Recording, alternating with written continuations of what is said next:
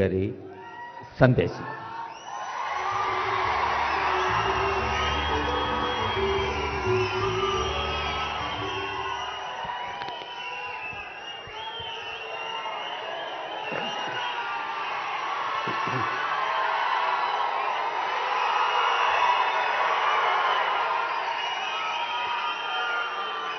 ఎక్కడ కళాకారులు గౌరవించబడతారో, సన్మానించబడతారో ఆ రాజ్యం సుభిక్షంగా ఉంటుంది, చల్లగా ఉంటుంది అన్నది మన పెద్దలు చెప్పిన మాట.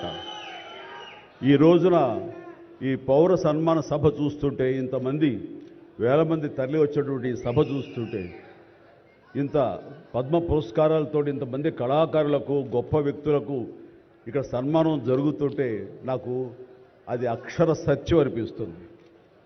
అలాగా అది గుర్తుకొచ్చేలాగా ఉన్నటువంటి ఈనాటి ఈ సభ తెలంగాణ రాష్ట్ర ప్రభుత్వం పద్మ అవార్డు గ్రహీతలకు ఇలా గౌరవిస్తున్న ఈ సభలో ముఖ్య అతిథిగా విచ్చేసినటువంటి మా మిత్రులు గౌరవనీయులు శ్రీ రేవంత్ రెడ్డి గారికి, మరొక సోదర సమానులు ఉప ముఖ్యమంత్రి బట్టి విక్రమార్క గారికి, ఈనాటి ఈ సభాధ్యక్షులు జూపల్లి కృష్ణారావు గారికి, మా సినిమాటోగ్రఫీ మినిస్టర్ కోమటిరెడ్డి వెంకటరెడ్డి గారికి, మరొక మిత్రులు మంత్రివర్యులు పొంగులేటి సుధాకర్ గారికి, శ్రీనివాస్ గారికి, ఇక ఇతర పెద్దలకు, అలాగే సిఎస్ చీఫ్ సెక్రటరీ శాంతకుమార్ గారికి, ఇతర అధికారులకు, ముఖ్యంగా ఈ సభ ఇంత నిండుదనంగా ఇంత హుందాగా ఉంది అంటే కారణం తెలుగుదనానికి, తెలుగు వేష భాషలకి హుందాతనం తీసుకొచ్చి తెలుగుదనానికి నిలువెత్తు నిదర్శనంగా నిలబడి ఉండేటటువంటి గొప్పవారు, మేము ఆరాధించేవాళ్ళు మన మాజీ ఉపరాష్ట్రపతి శ్రీ వెంకయ్య నాయుడు గారికి, ఇక్కడ విచ్చేసేటువంటి ఆహ్వానితులకు, కళాభిమానులకు, సినీ అభిమానులకు, నా అభిమానులకు అందరికీ హృదయపూర్వక నమస్కారాలు తెలియజేసుకుంటాను.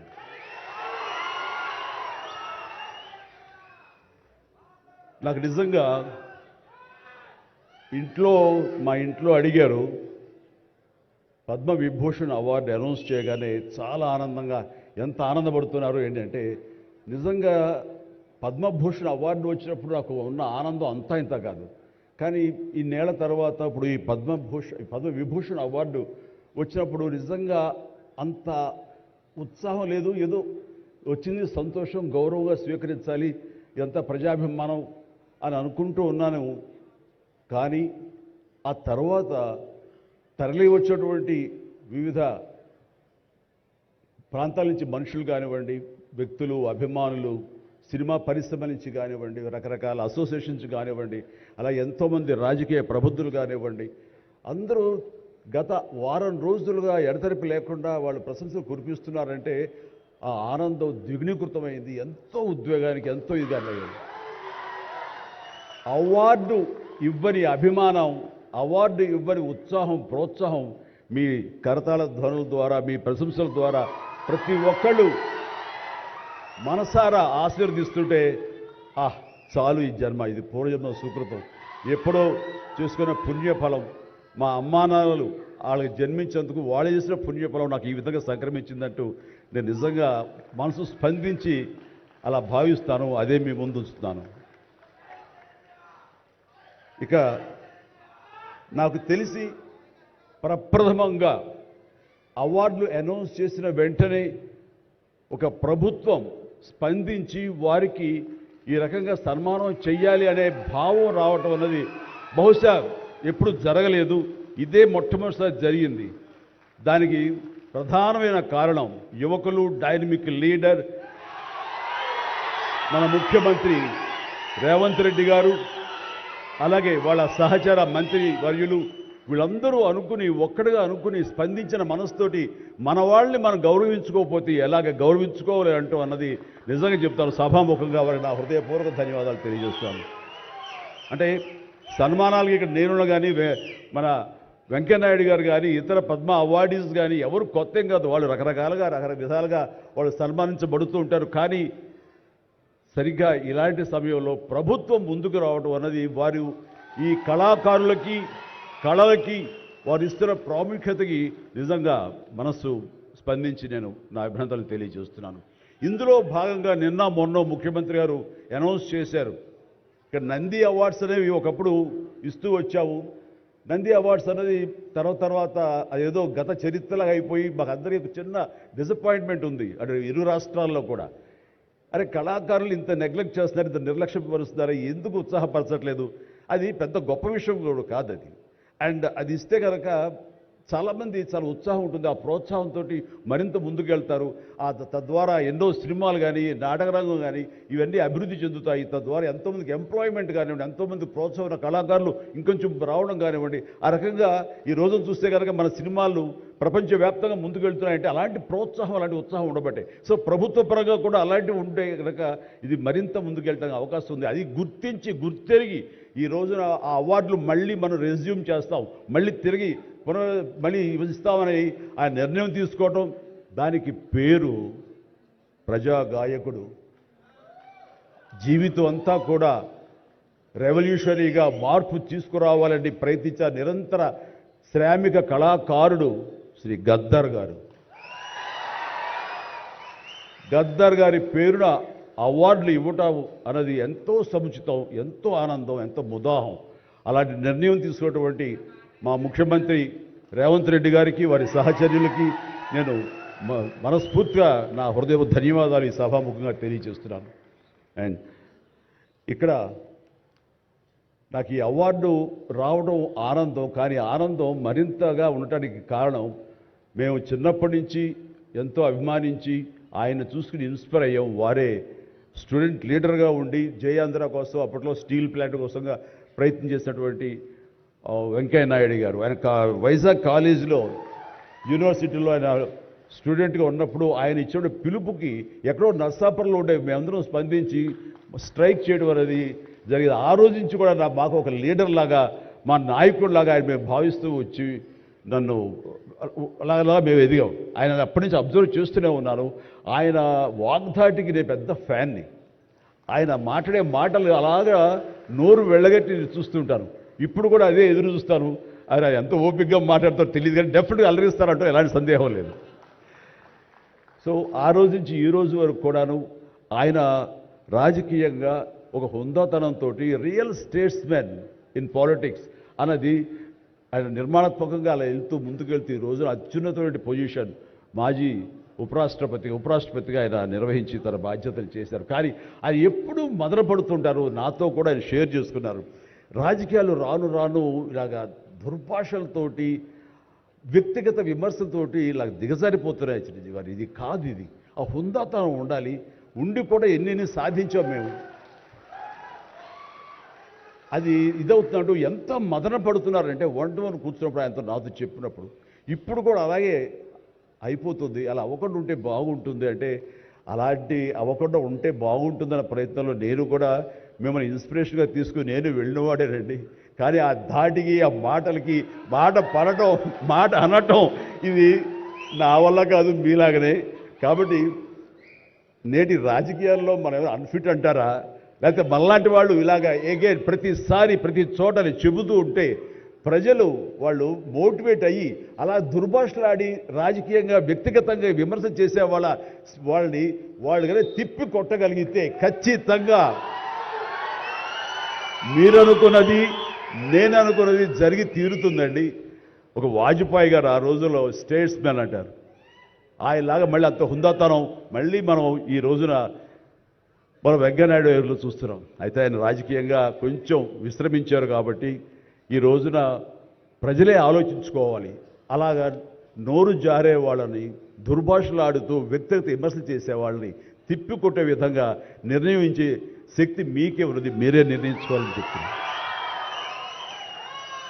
ఈ రోజున రకరకాల రంగాలకు సంబంధించినటువంటి గొప్ప గొప్ప వ్యక్తులు వాళ్ళు నాకు గుర్తింపు వస్తుందా రాదా అని కాదు, అది వాళ్ళ ఇంట్రెస్ట్ కొద్ది. ఈ రోజున ఇక్కడ ఒక్కొక్కడు శిల్పకళాకారులు ఉన్నారు, అలాగే కొన్ని art forms of village rural సంబంధించిన వాళ్ళు ఉన్నారు, సమయ గారు ఇట్లాగా అలాగే రకరకాల కవులు ఉన్నారు. వీళ్ళందరూ కూడాను ఆ పని చేసుకుంటూ వెళ్ళిపోయి అదే మా జీవితం, అదే మా ధ్యేయం అంటూ అలా ముందుకు వెళ్ళిపోయే దీంట్లో ఈ రోజున ప్రభుత్వాలు గుర్తించి వాళ్ళకి పద్మశ్రీ అవార్డులు ఇవ్వటం అన్నది, పద్మ అవార్డుతో గౌరవించుకోవడం అన్నది ఈ సందర్భంగా నేను వాళ్ళ గుర్తించినటువంటి భారత కేంద్ర ప్రభుత్వానికి నేను మనస్ఫూర్తిగా నా అభినందనలు తెలియజేస్తాను, నా సంతోషాన్ని వ్యక్తపరుస్తాను.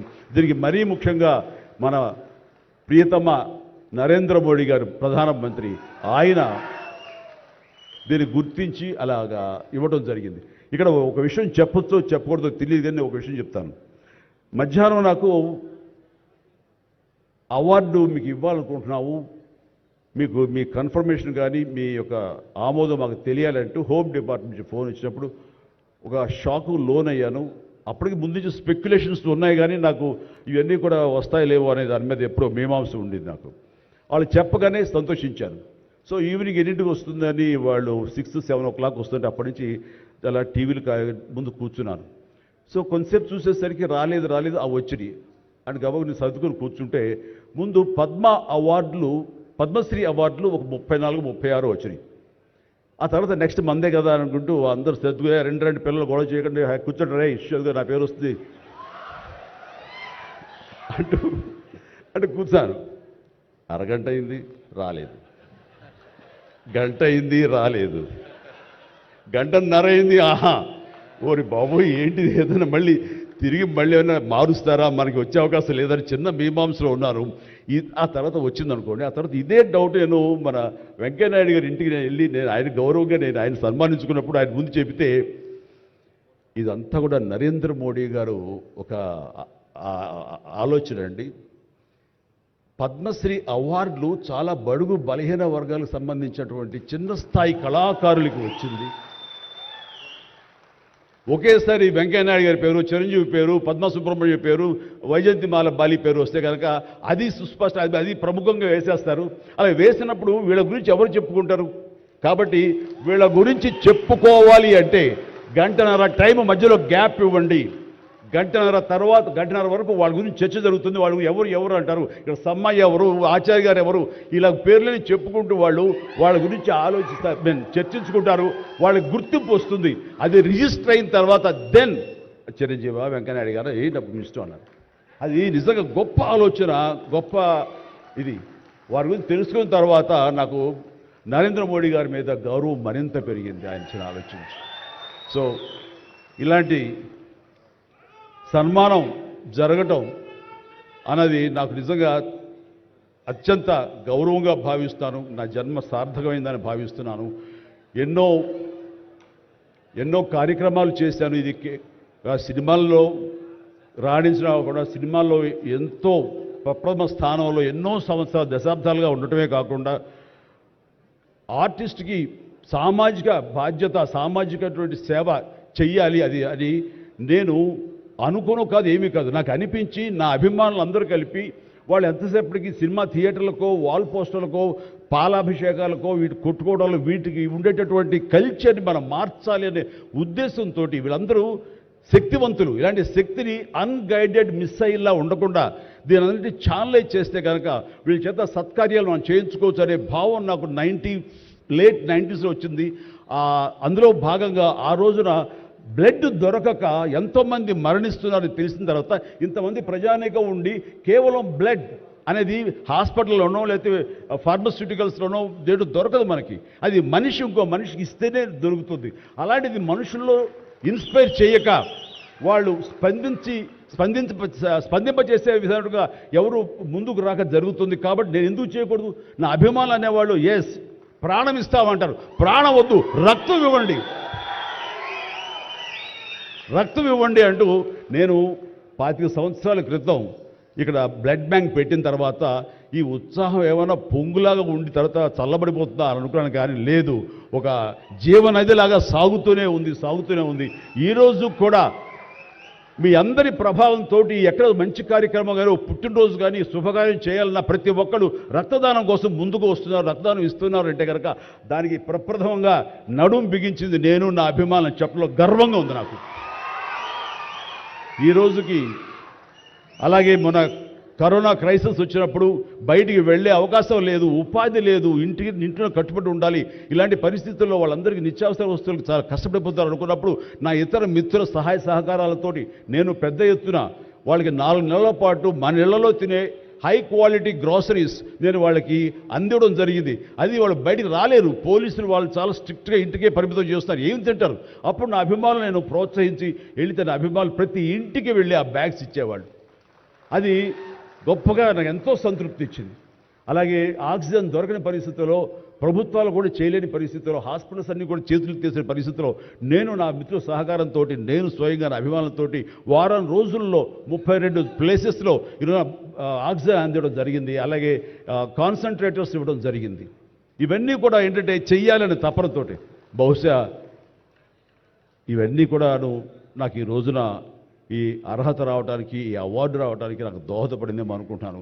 భగవంతుడా ఇంకా నాకు ఈ శక్తి సామర్థ్యాలు ఇవ్వు, ఈ ఆలోచన ఇవ్వు. నేను అవార్డుల కోసం ఎదురు చూడను, అవార్డులు రావాలి కోరుకోను, లేకపోతే చాలు. వాళ్ళ గుండెలు ఉండే ప్రేమ కంటే ఏ అవార్డు పెద్దది కాదు. కాబట్టి ఇలాగా మిగతా జీవితం సినిమాలు చేస్తూనే ఉంటా, డ్యాన్సులు ఆడుతూనే ఉంటా, ఫైట్లు చేస్తూనే ఉంటా, మిమ్మల్ని అలరిస్తూనే ఉంటా. అలాగే ఈ సేవా కార్యక్రమాలు కొనసాగిస్తూనే ఉంటాను. ఇది మీకు చెబుతూ ఈ అవకాశం ఇచ్చినటువంటి తెలంగాణ రాష్ట్ర ప్రభుత్వానికి, మరీ ముఖ్యంగా మా ముఖ్యమంత్రి గారికి, మా ఉప ముఖ్యమంత్రి భట్టి గారికి, అలాగే మా సినిమాటోగ్రఫీ మినిస్టర్ గారికి, మిగతా ఇతర మినిస్టర్స్ అందరికీ నా హృదయపూర్వక ధన్యవాదాలు తెలియజేస్తూ థ్యాంక్ యూ సో మచ్. జై హింద్.